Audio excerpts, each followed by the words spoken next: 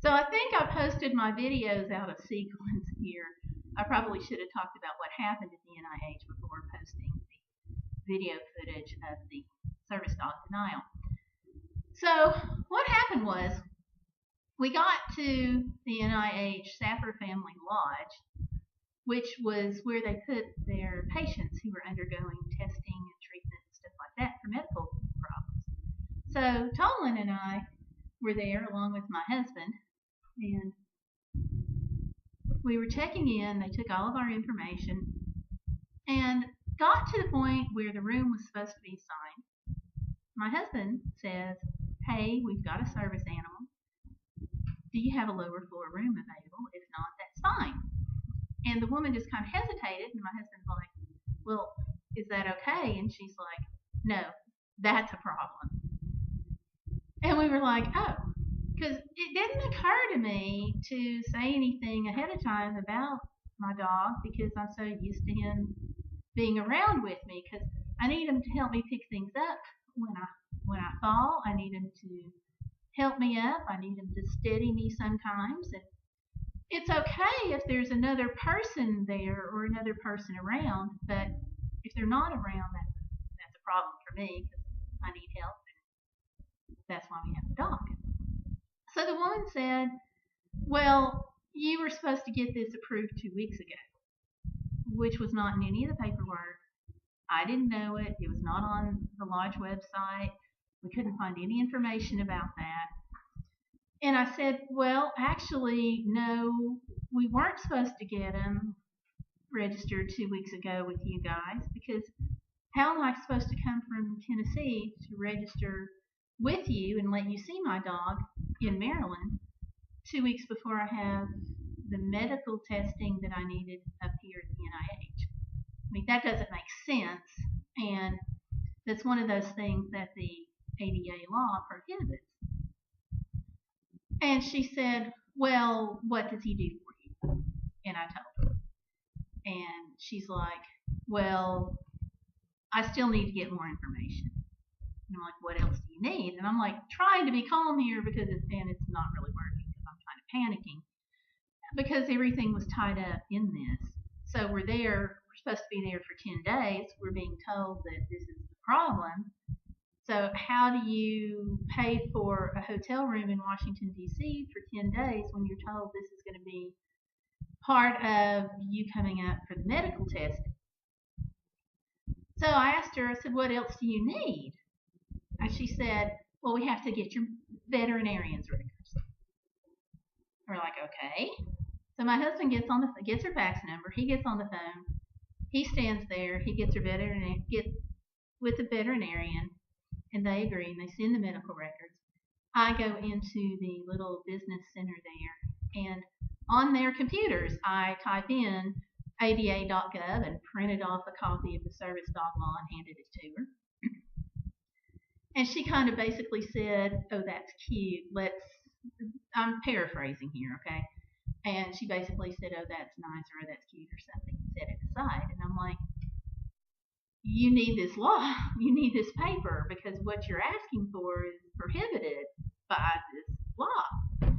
And she's like, "Oh, you don't understand. We are the NIH." And I'm like, "You don't understand. This is federal law." And she's like, "Well, we're at the NIH." So we have this go back and forth while we're waiting on the medical records for the dog. So she's back and forth on the phone with her supervisor. We're waiting for our veterinarian's office, who was just a huge help, to be able to go pull the file and, take it over to fax and finally get it faxed and all that stuff. So we go through all that, and we're like, "Do you have them?" And because we knew from the vet's office, we called back a little bit later to check. And we're waiting, and I'm only allowed to go in right in front of the desk with my service dog. I can't go anywhere else in the building. And then finally, they're like, "The dog needs to be put in your car." And I'm like, "What?" So I just couldn't believe it. So we called the vet, made sure that they had sent the records. We go in, we talk to her, and I'm like, okay, you've got the veterinarian records. You've asked me what he does. You have stopped checking us in. You've talked with your supervisor. What else what's the problem? And then she says, oh, well, we have to have him checked out by our veterinarian before you can bring him in here. And I'm like, you've got to be kidding me. You've got our records. You know what he does. Well, yes, but you should have brought him in 2 weeks ago. So I'm just flabbergasted. And by this time, it's close to the time for people to get off from work. And she's like, I don't even know if I can get a veterinarian to come in here. We were in luck, as they say. Their vet was able to come out. So she did a physical exam on my dog in the lobby right in front of the staff. And I'm crying and I'm upset. And I'm like, what if we can't stay here and we've got all this testing arranged, and obviously I'm here for a reason and I need to get this testing done. And she's already asked, what does he do and all this stuff, and they're still saying no. The vet comes out, she checks him out. She asks me, what does he do? And I tell her, and she's like, his temperament's good, he looks good, he's fine, and she's like trying to reassure me and calm me down, and she was just great. And I'm just sobbing. And so she walks over to the front desk, and she says, okay, he totally checks out, so this shouldn't be a problem, right? And the woman at the desk says, oh yeah, it is. It's a real problem. They can't stay here with the dog. And I'm like, what? We have complied with everything you wanted us to do. We sent the vet records. I told you what he does for me. You had your vet come out and check him out. You've seen his temperament. You've seen him display. What's the deal? And they said, well, he can't stay here because there's so many special things we have to do for a dog. And I'm like, what are you talking about? And she was like, oh, we have to have special bowls. We have to have special food or something like that. And I'm like, whoa, you guys don't provide anything for my dog. He's a service dog. We're the ones that provide his food, provide his bowls, And she's like, oh no, we can't do that. And you can't stay if you have the dog. I'm like, where are we going to go? And she's like, well, there's places that allow dogs. You can board him. And I'm thinking, how can I afford to board my dog who is supposed to be with me? Because if my husband decided to step out and do something like go get dinner or go to the grocery store, how am I supposed to have help if I need it if my husband has to go out? So we wound up going back and forth, and I call my daughter, and I'm just hysterical. And she's a student over in Washington, D.C. We're in Bethesda, Maryland. And she's like, Mom, they can't do this. And I'm like, they are. I don't know what I'm going to do. I can't afford to board the dog. I can't afford to pay for a hotel for 10 days because this is supposed to be covered here. So what happened was she wound up leaving school to come and help by picking Tomlin up. And so she kept our 70-pound Husky mix service dog in her dorm room. Yes, in her dorm room. A 70-pound Husky in the dorm room with her and a roommate amidst all of their books. They now have all of the food and accoutrements that come along with having the dog. And I'm like, not an ideal situation. So I tell the desk staff, I said, this is the only thing I know to do is to have my daughter keep him at her school. And she's like, well, that'll be fine because if he's not here, you can stay. So she came out and took him. And then in between time, we had to put him back in the car. Come on. It should not have been an issue. But it was. So my daughter came out. I'm still crying. I'm still upset. She talks to him at the front desk, and they're like, your parents can't stay if they have the dog. That's just our rules. That's just the way it is. And I'm going, but we have complied at this point with everything you asked for. And she's like, well, basically, too bad I don't make the rules. And I'm like, can I talk with your supervisor? Oh, no, she's already gone for the day. Really? So my daughter takes the dog and she takes him back to her dorm room. A few days later, she decides she wants to come and see how we're doing at the NIH. So she brings our dog. She gets to the lobby in front of the desk and she gets stopped. And they're like, you can't bring him in here. And she's like, look, he's clearly identified. You've been through this. We've had the compliance. We had him checked by your vet. You have his medical records. You know he's needed. You know what he does. And so they wouldn't let her bring him in. She could not get past the front desk.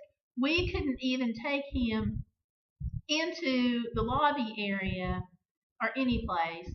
She's wanting to know how things are going with us. So they're like, well, you can put him back in your car. Now it's snowing. It's cold outside.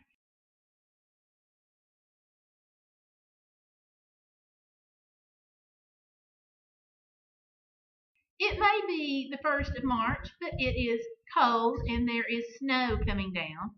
And they have just come from D.C., from her college, up to Maryland to come and see us. So we had the choice of either putting him in the car or going someplace else, but we couldn't even bring him into the lobby. So that was the second time we were denied during the stay that our service dog was denied. So then I'm still upset. I'm not crying. I'm not hysterical. But I'm like, this is getting to be routine. And I still didn't get to speak with the supervisor. And I don't know if there was even a supervisor there. They kept having a caller on the phone. And I'm like, this doesn't make sense. But that's the way they do things. Or at least did in 2014. So, okay, we go back. And then we make a few trips back to her. And so we can still see each other. And of course, she's concerned with how the testing is going and all this stuff. So we meet, we get to talk, we get to walk around the outside of the building in the cold at the NIH lodge, at the Safra Lodge at the NIH. And so she leaves to go back to school, and of course, she has to take the dog with her because we check back in with the front desk again, and we're like, are you sure he can't stay? And she's like, no, he cannot stay. We've already explained that, you're welcome to stay, but you can't stay with the dog. So I'm like, bad word. So, third time, after a couple of days, she wanted to come back and see how we're doing. Because as you can imagine, this is kind of stressful. The whole thing about having the medical testing, trying to figure out, how things are going, deciphering, just what we're supposed. The whole thing was just really, really stressful. And then add not getting to have my dog. So she leaves. Of course, we talked by phone a bunch of times over the next few days. And she wants to come back and she wants to bring the dog and we want to sit down and talk and whatnot. No. Once again, and by this time, it's getting to be a little routine with me, and I'm starting to get like where I was scared and panicky. Now I was just like, and she comes, and I'm upstairs in my room. So my daughter calls me on her cell phone, and I'm like, yay, they're here. So I go down, and as I step off the elevator, I'm hearing voices that again are not happy. Desk, and I'm thinking, again? Really? Again? So I think, well, I'm going to go ahead. I'm going to record this. I'm just so mad. I'm going to be nice. I'm going to be very calm. I'm going to be very nice, but I'm going to And then I think, no, I'm not going to. So I turned my phone off, or at least I thought I did. Come to find out, I recorded it anyway, which is the footage from that I posted a few days ago. And they still were saying no. But finally, at this time, I did get to speak with a supervisor by phone. And she's like, oh, I understand. I'd like to be able to take my pet with me places too. I'm like, he is not a pet, he is a service animal, and I have him for a reason.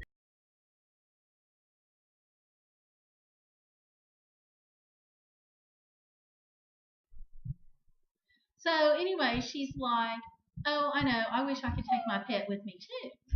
And I'm like, he's not a pet, he's a service dog. And she's like, oh, yeah, I know, pets are important. And I'm like, he's not a pet. So you can go and you can listen to the footage there, but yeah. So, hold on. So, anyway, that's about, our service dog getting denied there at the NIH. And so he's decided now that he wants to be in the video, I guess. But that was in 2014. I went ahead from their business. You want down? Okay. I went ahead from their business office and filed a complaint with the Department of Justice. Right there, I'm like, I haven't had it. I tried so hard to be so nice on the phone. I was really proud of myself for being so calm. I was very upset. But by this time, like I said, it started becoming routine. Go to their business office right there in front of the desk. Well, hello, the room is right there. And I went ahead and filed a complaint with the Department of Justice. They responded to the complaint by sending it to another agency and then another agency as it worked its way to, who really is in charge of the NIH. So they apparently somehow or other at some point talked to the Safford Family Lodge and sent them a letter and sent them a copy of the ADA law about what they can do, what they can't do.